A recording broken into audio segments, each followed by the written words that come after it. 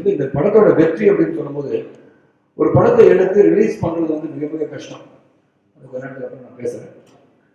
ஆனால் அந்த படம் வந்து எல்லாத்துக்கும் ரிலீஸ் ஆனோன்னு ஒரே கருத்தாக இருந்துச்சுன்னா சில பேர் சொல்லுவாங்க, சார் ஒரு இடத்துல பரவாயில்லன்றாங்க, ஓகே பார்க்கலாம்னு சொல்கிறாங்க, நல்லா இருக்கு சார் சொல்கிறாங்க, not a divided opinion sir அப்படின்னு சொல்லுவாங்க.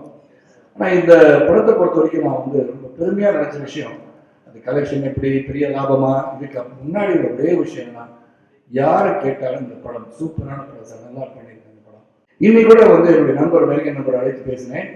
நீங்கள் போயிட்டு நாளைக்கே வந்து பிரெஞ்சு மொழியில் இந்த டப்பானா என்னன்னு சொல்லுங்கள், ரஷ்யனில் டப்பானா என்னன்னு சொல்லுங்கள், tell me what is the revenue that will be got from the other industry அப்படின்னு கேட்டேன். ஏன்னா இங்கேயே நம்ம வந்து தமிழ் படம் தியேட்டரிக்கல் ரைட்ஸ் மட்டும் பார்க்காம வெளியே போய் நீங்கள் பார்க்கணும், பார்த்தா என்ன நடக்குதுன்னு உங்களுக்கு தெரியும். ஏற்கனவே சப்டைட்டில் பண்ணி ஜாப்பனீஸ் ரிலீஸ் பண்ண போகிறோம், ஏற்கனவே செய்தி உங்களுக்கு தெரியும். ஆங்கிலத்தை வந்து டப் பண்ண போகிறோம்.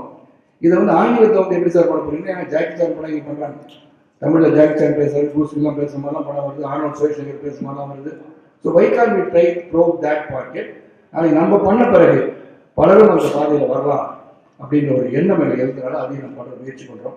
லிங்கா படத்தை பற்றி முதல்ல வந்து நடிகர் சங்கத்திலேருந்து நாங்கள் வந்து ஏற்கனவே ஒரு அறிக்கை கொடுத்துருந்தோம். முதல்ல ஃபர்ஸ்ட் அறிக்கை என்ன சொல்லியிருந்தோம்னா, அவன் பை பிரின்சிபல் ஒரு தொழிலில் வந்து லாபமும் இருக்கும் நஷ்டமும் இருக்கும். நஷ்டம் வந்தால் வந்து கேட்குறது எந்த விதத்தில் நியாயமாக இருக்கும்.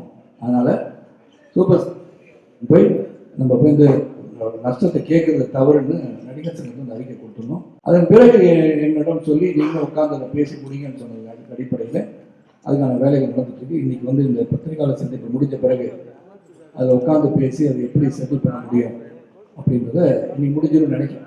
இன்னைக்கு நாளைக்குள்ள அந்த பிரச்சனை முடிவு காணப்படும். லாஸை கிளைம் பண்ணுறது அது தயாரிப்போட்ட கேட்கறது கூட தவறுன்னு நினைப்பேன்.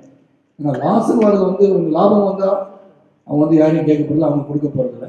லாஸ் அப்படின்னு கேட்கும்போது ஒரு தொழில் தர்மமாக இருக்கா?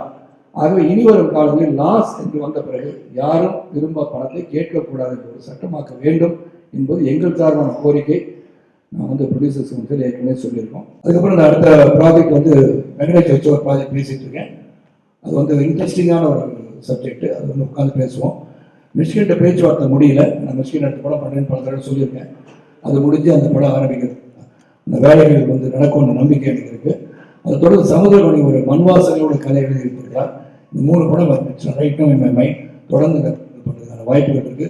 அதை தவிர எனக்கு 2 இனிய நண்பர்கள் என்னை வந்து சூரிய படத்துலேருந்து என்னை பார்த்த நண்பர்கள் கூட அந்த படம் பண்ணலான்னு சொல்லியிருக்காங்க. அது நடக்கும்போது அந்த செய்தி நற்செய்தியை, மகிழ்ச்சியான செய்தியை பகிர்ந்து கொடுக்கிறேன் சொல்லி விடைபெறுகிறேன்.